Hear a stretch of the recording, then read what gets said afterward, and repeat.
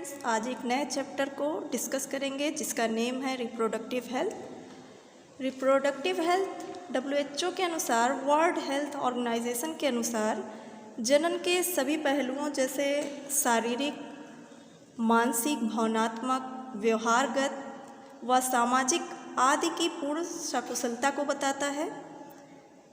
जनन स्वास्थ्य की बहुत सारी ऐसी प्रॉब्लम्स हैं, ऐसी कार्यनीतियाँ भी हैं। जैसे इसमें भारत बहुत ही विशाल देश है और इस विशाल देश में बहुत सारी समस्याएं उत्पन्न हैं। जैसे अशिक्षा ही देख लीजिए। अशिक्षा आपका बहुत सारे लोगों में रूढ़वादिता भी होती है, अंधविश्वास भी उनके अंदर पनपता है। इसके बावजूद अगर देखा जाए तो जो जनन स्वास्थ्य के उद्देश्य की प्राप्ति है वो बहुत मुश्किल है और अनेक सफलताएं भी मिली हैं हमें, लेकिन अनेक सफलताओं के बावजूद गंभीर प्रयास अभी चल रहे हैं। जनन स्वास्थ्य संबंधी बहुत सारी समस्याएं हमारे देश में मौजूद हैं। जैसे हमारे देश में अनेक प्रकार की सामाजिक, धार्मिक मान्यता है कि यौन संबंधी बात करना सही नहीं माना जाता है, पर ऐसा नहीं है। आपको उसके बारे में सब कुछ अच्छे ढंग से जानना चाहिए, जिससे अनेक लोगों की जो यौन विषयक समस्या है उसका समाधान हो सके और लोग उसके बारे में जान सकें। और अगर समस्याओं का समाधान नहीं होता है तो अनेक लोग वही है कि नीम हकीम खतरे जान की कहावत चली आ रही है। बहुत सारे ऐसे जो लोग हैं उस चक्कर में पड़ते हैं। दूसरी सबसे बड़ी समस्या ये है कि हमारे देश में जनसंख्या प्रॉपरली बढ़ती जा रही है, तेज़ी के साथ, प्रगति के साथ बढ़ रही है और इस जनन स्वास्थ्य के लक्ष्य की प्राप्ति में वो बाधक बन रही है। तो सबसे पहले हमें जनसंख्या वृद्धि को रोकना है।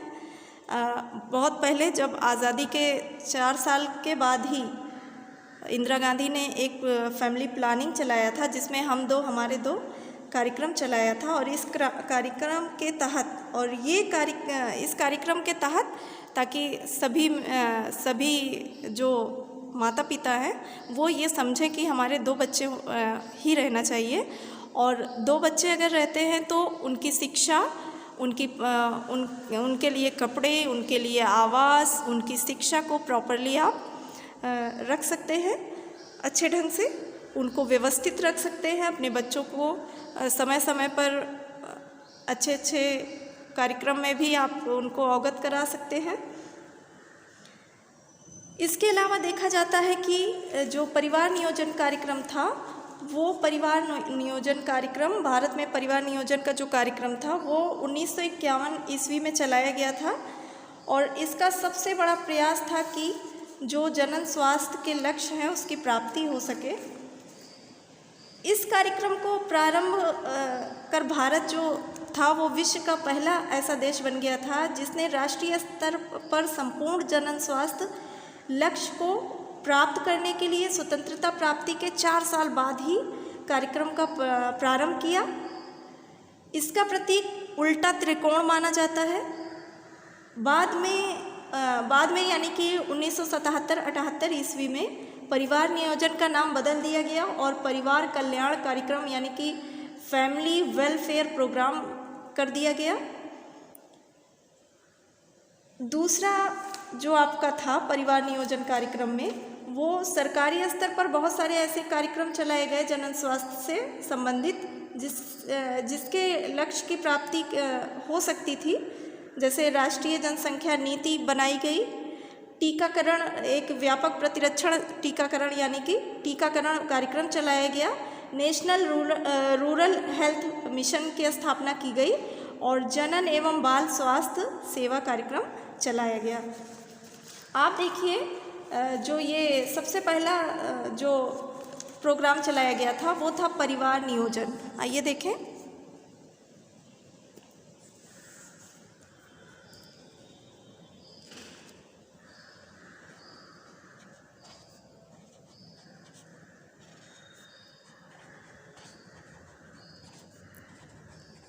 परिवार नियोजन फैमिली प्लानिंग,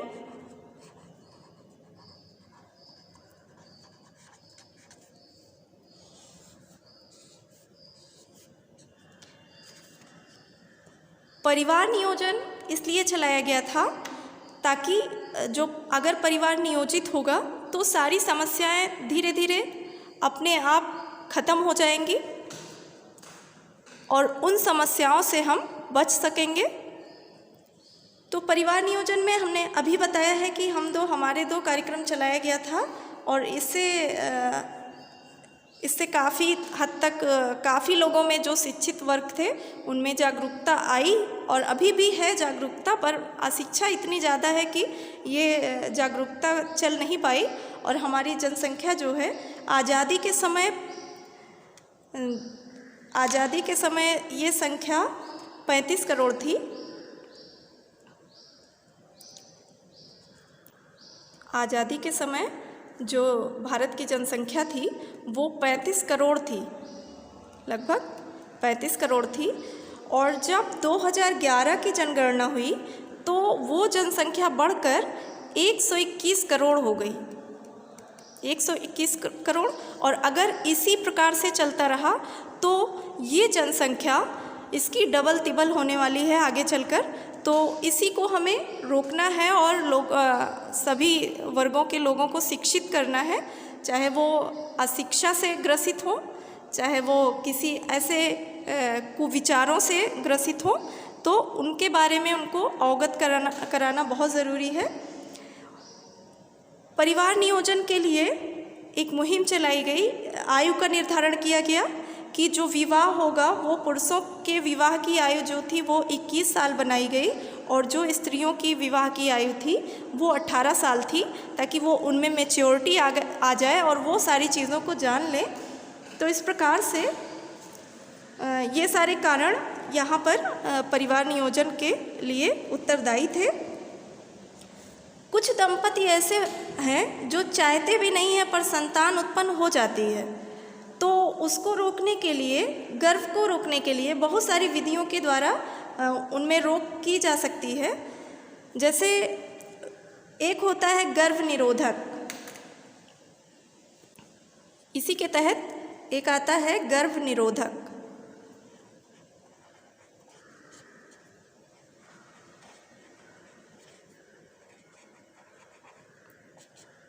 गर्भ निरोधक इसको इंग्लिश में कहते हैं कॉन्ट्रासेप्टिव्स। गर्भ निरोधक को कॉन्ट्रासेप्टिव्स कहते हैं। गर्भ को रोकने, गर्भधारण कब होता है, कैसे होता है? गर्भधारण अगर हम नर और मादा जो होते हैं इसके लिए उत्तरदायी होते हैं, पुरुष और स्त्री इसके लिए उत्तरदायी होते हैं। तो अगर उनको मिलने ना दिया जाए तो गर्भ होगा ही नहीं, और अगर गर्भ हो भी जा रहा है तो किसी प्रकार से उनको रोका जाए या होने ही ना दिया जाए। तो इसके लिए कुछ विधियां अपनाई गई, कुछ मेथड्स अपनाए गए। जैसे फर्स्ट मेथड आपका था गर्भ निरोधक। गर्भ निरोधक में सबसे पहला जो एक सिस्टम बनाया, एक विधि बनाई गई थी वो था IUD।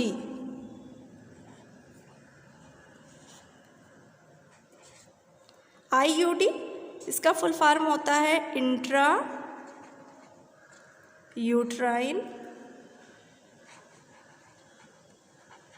डिवाइसेस,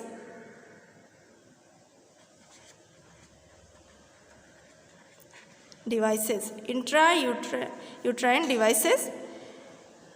यूट्राइन डिवाइसेस जो होता है वो शुक्राणुओं को निष्क्रिय बना देता है। शुक्राणुओं को निष्क्रिय बनाने से शुक्राणु जो होंगे वो अंडाणु तक नहीं पहुंच पाएंगे।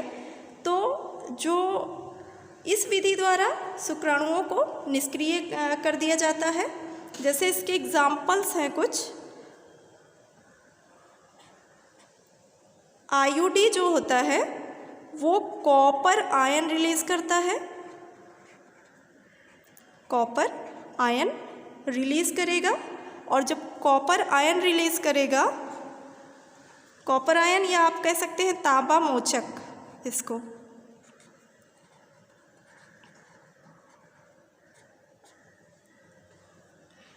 कॉपर आयन का जो कुछ कॉपर आयन के आईओडी होते हैं, जैसे कॉपर टी, कॉपर आयन से रिलेटेड जो आईओडी हैं बनाए गए हैं, एक है कॉपर टी,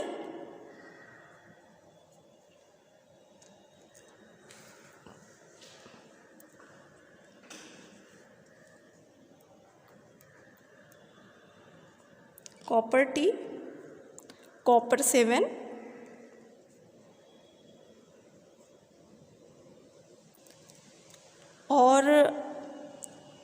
और होता है एंड मल्टी लोड 375,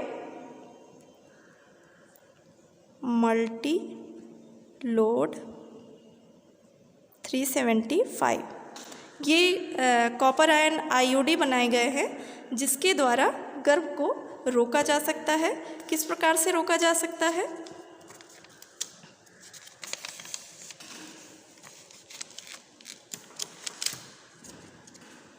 इसके लिए एक स्ट्रक्चर ड्रॉ करते हैं हम।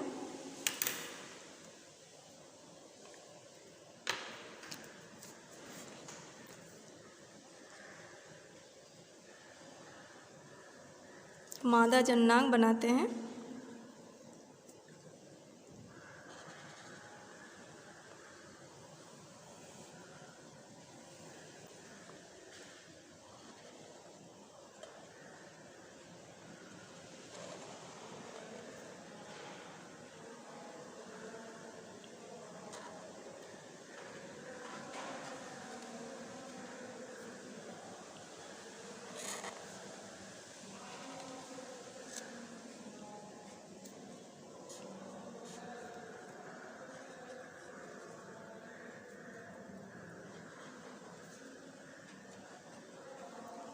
स्त्रियों में गर्भधारण ना हो, ये आप जानते हैं कि यहाँ पर ये आपका अंडाशय है, ये आपका गर्भाशय है। इस अंडाशय में अंडाणु का निर्माण होता है। तो यहाँ पर क्या करते हैं, कॉपर टी को इस तरह से लगा दिया जाता है। जब कॉपर टी को गर्भाशय में इस प्रकार से लगा देते हैं तो यहाँ से अंडाणु तो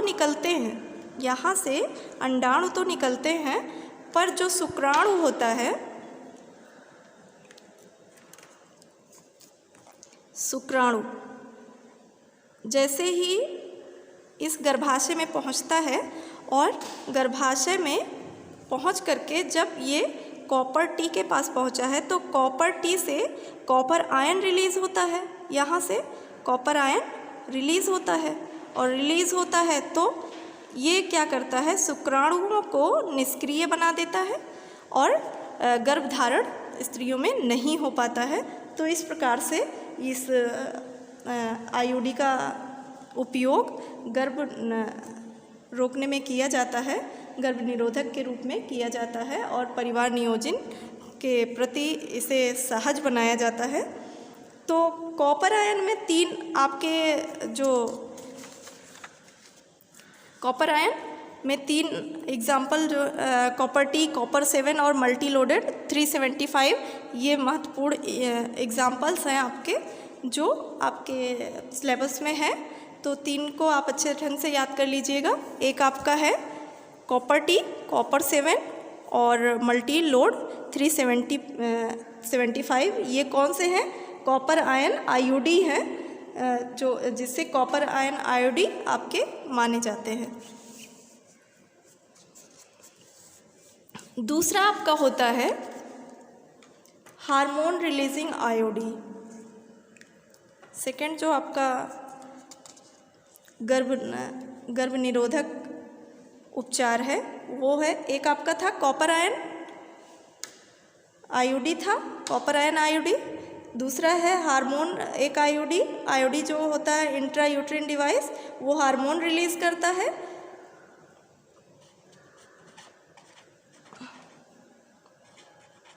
hormone releasing IUD intra uterine device. Intra uterine device क्यों कहा गया है? क्योंकि ये यूट्रिन में यानी कि स्त्रियों के गर्भाशय में लगाया जाता है, इसीलिए इंट्रा यूट्रिन डिवाइसेस कहा गया है इसे। इसमें कौन कौन आता है? हार्मोन रिलीजिंग आईयूडी कौन कौन सा होता है? ये बनाए गए हैं LSG-20, LSG-20 है एक, और एक होता है प्रोजेस्टोजर्ट,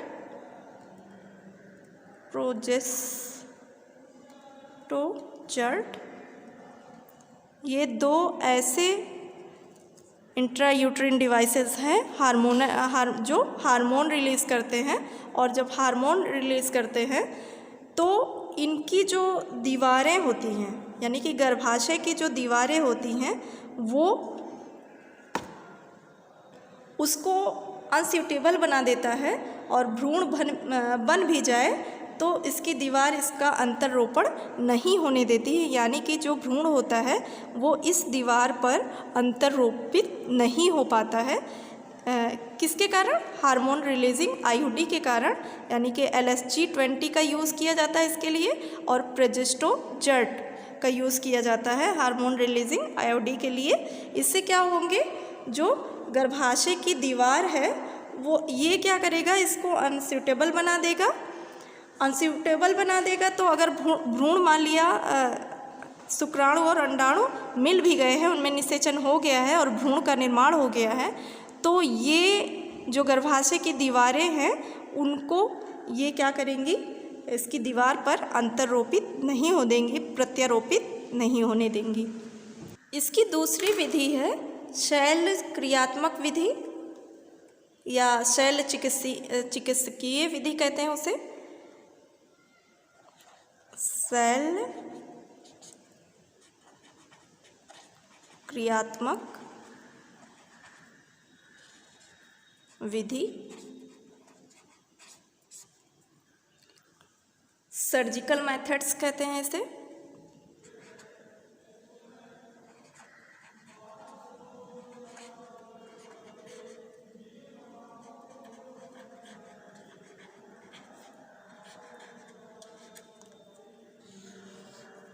सर्जिकल मेथड्स, इसमें क्या किया जाता है कि जो संतान उत्पत्ति को बंधीकरण द्वारा स्थायी रूप से रोका जा सकता है। पुरुषों में बंधीकरण के लिए वृषण कोष के समीप एक छोटा सा ऑपरेशन करके शुक्रवाहिनी को काट दिया जाता है और काट करके उसे बांध दिया जाता है। इससे जो शुक्राणु होते हैं वो शुक्राणु वीर्य में नहीं पहुंच पाते हैं। ये शल्य क्रिया वासेक्टोमी कहलाती है। इसमें शुक्राशय व प्रोस्टेट ग्रंथि के स्रावों का निकलना बंद नहीं होता है। इसका एक नया रूप नॉन स्केल्पल वैसेक्टोमी है। स्त्रियों में ये शल्य क्रिया जो होती है उसे ट्यूबेक्टोमी कहते हैं।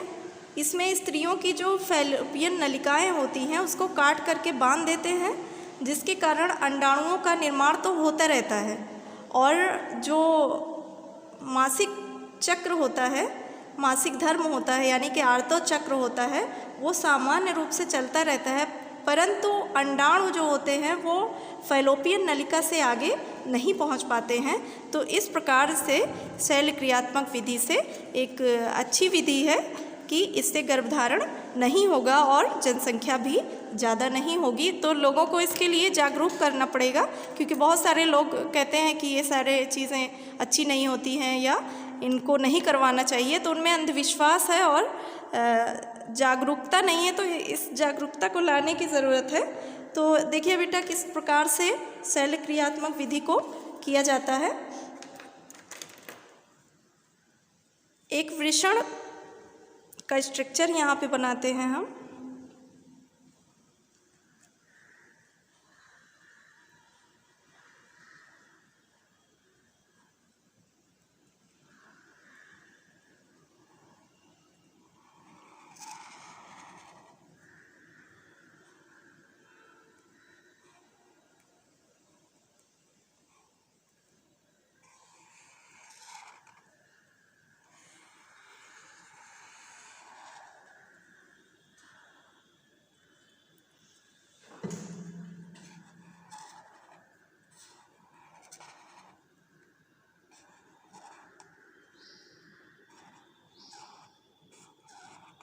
ये आपका वृषण है।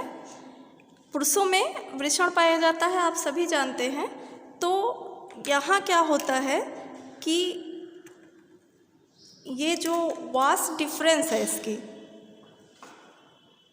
शुक्रवाहिनी जिसे आप कहते हैं, ये क्या है, वास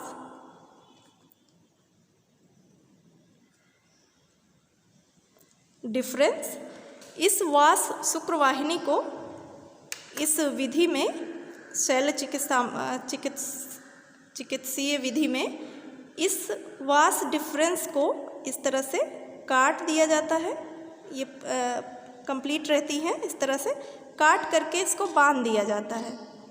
इस प्रकार से दोनों शुक्रवाहिनी को काट दिया जाता है और काट करके इसे बांध दिया जाता है, जिससे इसमें से जो शुक्राणु के वीर्य निकलते हैं उनका निकलना बंद हो जाता है और ये आगे वास डिफरेंस से आगे नहीं पहुंच पाते हैं और वहीं पर बंधे रह जाते हैं, जिससे गर्भधारण की क्रिया स्त्रियों में नहीं होगी, क्योंकि शुक्राणु उसके अंदर, उसके गर्भाशय में नहीं पहुंच पाएगा, तो उसमें गर्भधारण की क्रिया नहीं होगी। तो ये पुरुषों में होता है।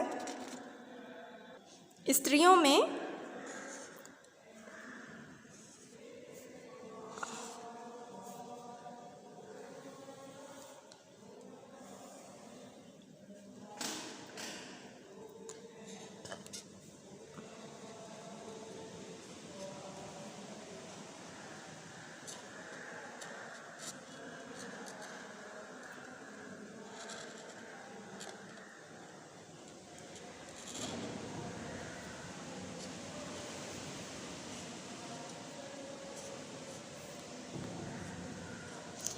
स्त्रियों में शैल चिकित्सीय क्रिया किस प्रकार से की जाती है। ये क्या है, अंडवाहिनी है।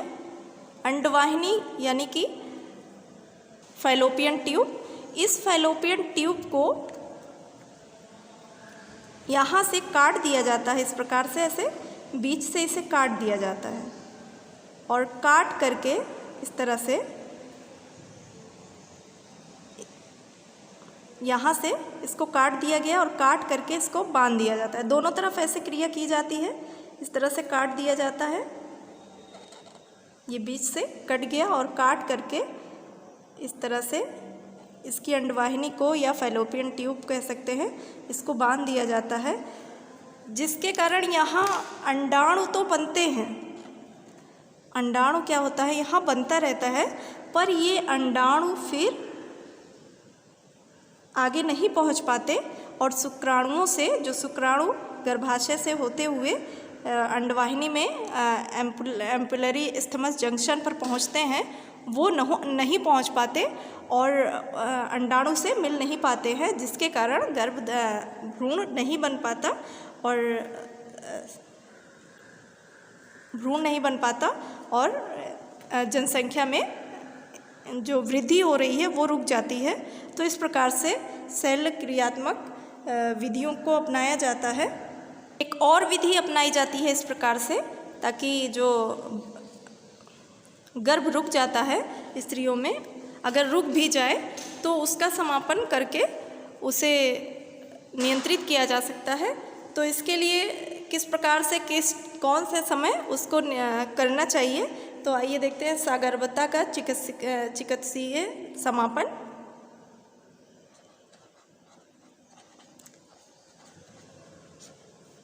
सगर्भता का चिकित्सीय समापन।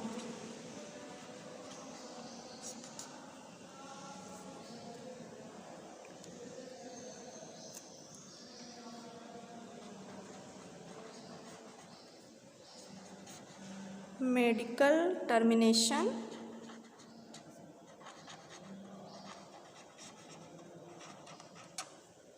ऑफ प्रेगनेंसी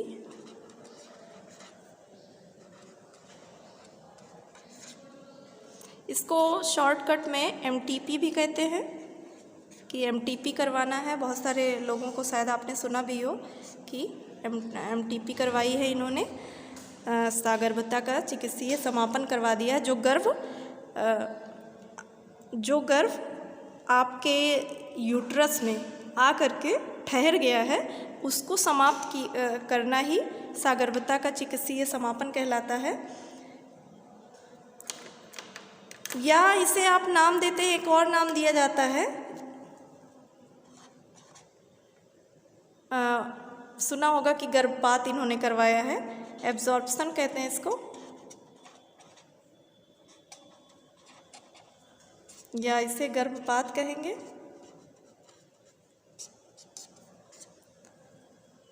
अगर मान लिया शुक्राणु अंडाणु से मिल गया है, यानी कि उसमें निषेचन क्रिया हो गई है, निषेचन क्रिया हो गई है, तो इसको कैसे समाप्त किया जाता है, इसका टेंशन सभी में ज़्यादा रहता है।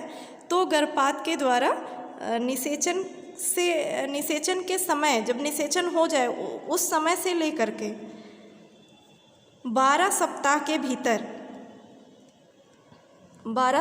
भीतर गर्भपात करवा लेना चाहिए।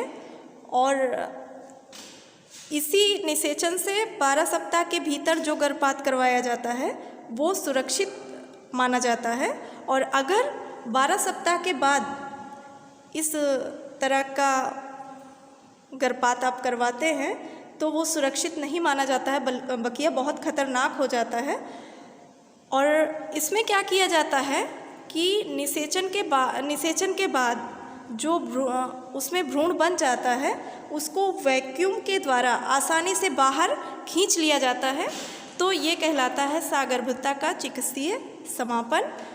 डियर स्टूडेंट्स, आपको भी समाज में जो रूढ़वादिता है उसको ख़त्म करना पड़ेगा, आपको जागरूक होना पड़ेगा ताकि आप आने वाली पीढ़ियों को भी जागरूक कर पाएँ। और हो सकता है समाज में कोई ऐसे लोग हों जिनको आप समझा सकें। एक होता है इनफर्टिलिटी, वंध्यता, एक वंध्यता,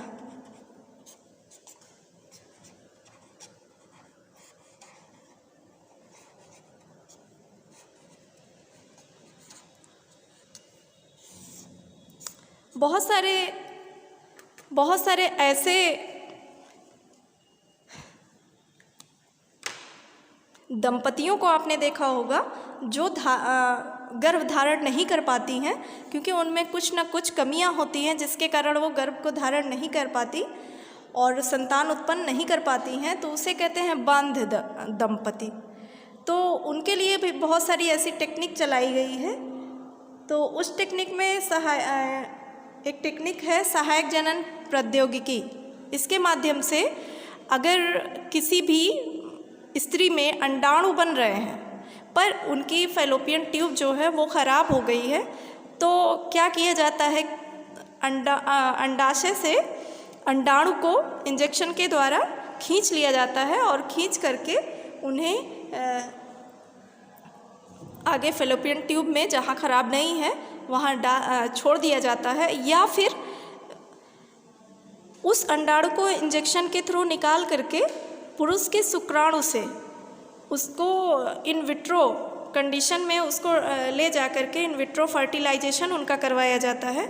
और जब भ्रूण थोड़ा विकसित हो जाता है तो उन्हें गर्भाशय में रोपित कर दिया जाता है। इस प्रकार से वो स्त्री भी जो कभी माँ नहीं बन सकती थी, जो दंपति कभी माँ नहीं बन सकती थी, वो दंपतियाँ संतान का सुख प्राप्त करती हैं। इसके लिए एक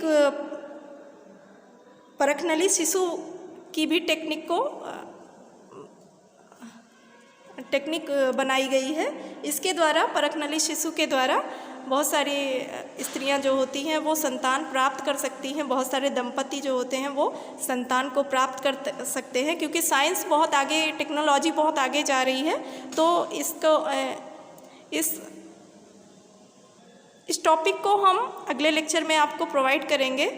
तब तक के लिए आप हमारे चैनल को सब्सक्राइब कर लीजिए, शेयर और लाइक करना मत भूलिए, शेयर और लाइक कर दिया करिए। तो कुछ क्वेश्चंस है जो हम आपको बता रहे हैं, आप उस क्वेश्चंस को कमेंट्स बॉक्स में अवश्य ही लिखिएगा। क्वेश्चन नंबर 1, परिवार नियोजन क्या है? क्वेश्चन नंबर 2,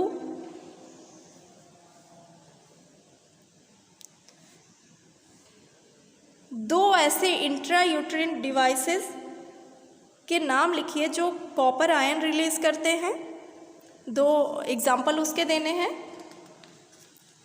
अगला क्वेश्चन, शैल्य क्रियात्मक विधि क्या है? इन क्वेश्चंस के आंसर लिख करके आप कमेंट्स बॉक्स में हमें भेजिएगा। हम उसको देखेंगे कि आप कितना पढ़ रहे हैं, क्या नहीं कर रहे हैं। आज के लिए बस इतना ही। धन्यवाद।